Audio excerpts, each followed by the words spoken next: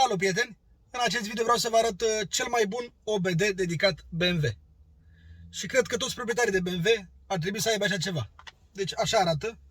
Este un OBD micuț care se conectează la mașină.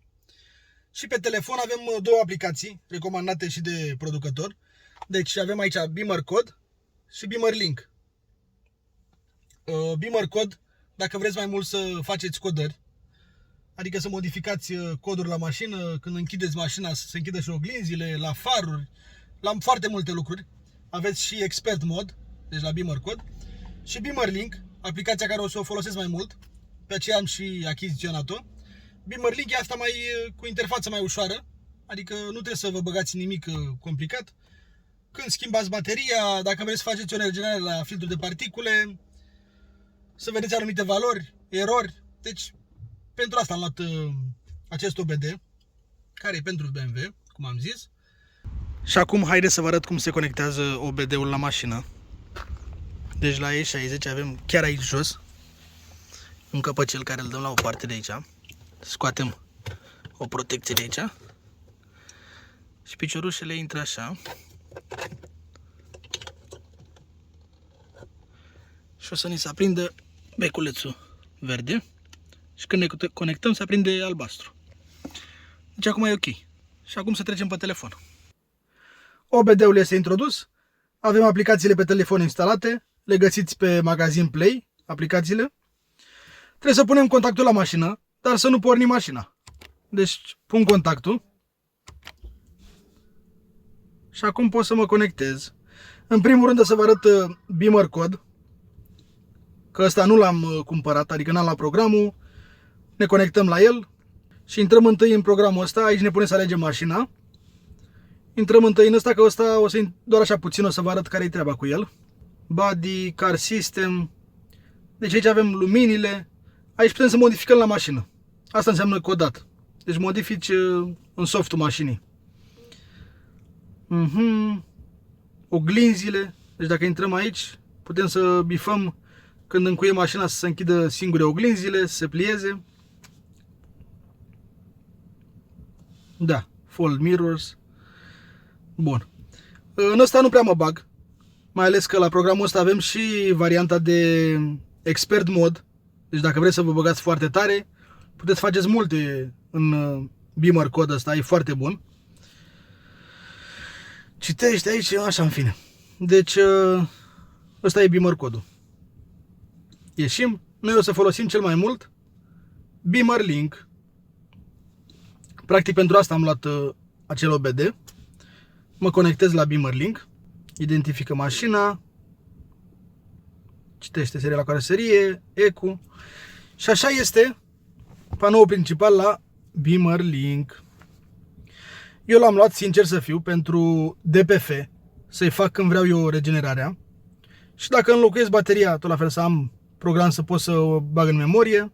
Ia să vedem noi. Dacă intrăm la Service Reset, ce opțiuni avem aici? Deci când faceți revizia, puteți să vă resetați de aici serviciul.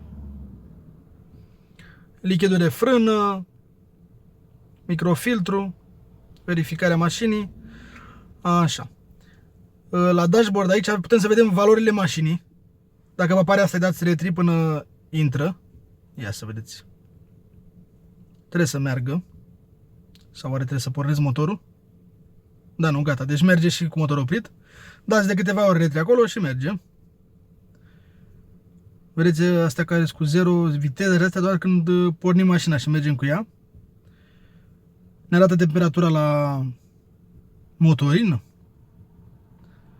Temperatura la baterie. Avem foarte multe valori aici. Și putem să adăugăm mai multe pe astea de aici. Putem să punem ce vrem noi. Dă pe plus. Și putem să punem injectoarele. Ce mai e pe aici? Voltajul la baterie măsurat de IBS. Curentul măsurat. Sunt multe chestii. Aici trebuie să vă jucați voi mai mult. Eu am câteva puse așa la mișto aici. Senzorii. Cam aceeași chestie cu... Vedeți? 70 de grade temperatura la ulei. Regenerație 1,0. Baterie voltaj 12,55. Apa. Dacă vreți, pornim și mașina.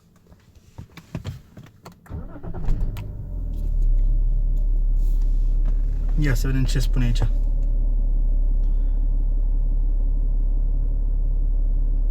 Fan, speed. Deci ne spune și ventilatorul cum se învârte.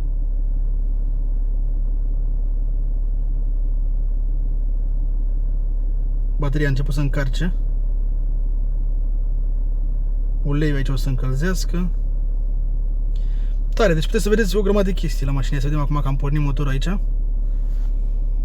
Vedeți rotațiile când accelerez acum?